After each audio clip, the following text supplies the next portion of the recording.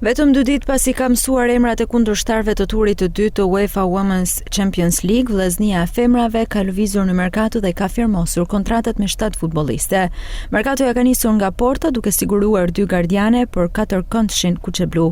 Pikërisht bëhet fjalë për 30 vjeçaren me përvojë nga Paraguay, Cristiana Cabanas dhe kanadesen Dior Manuela Wilson.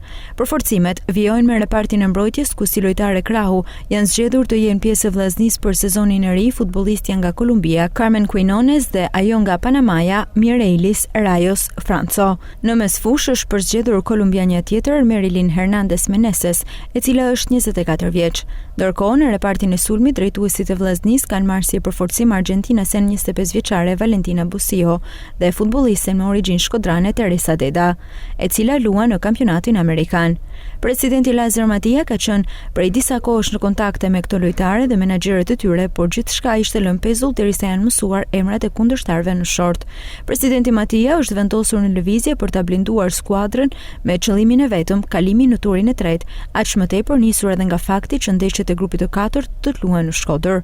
Tashmë me afrimet e fundit që skuadra e vllaznisë ka bërë, padyshim që do të jetë më e plotë edhe në ndeshjen e UEFA Women's Champions League, ata do të synojnë të kualifikohen për në turin e tretë të këtij kompeticioni të rëndësishëm evropian. Ndeshjet e grupit 4 të turit të dytë të Champions League do të luhen në datat 27 dhe 30 gusht, teksa koha është e mjaftueshme për të përgatitur si duhet për t'i kaluar me sukses ato.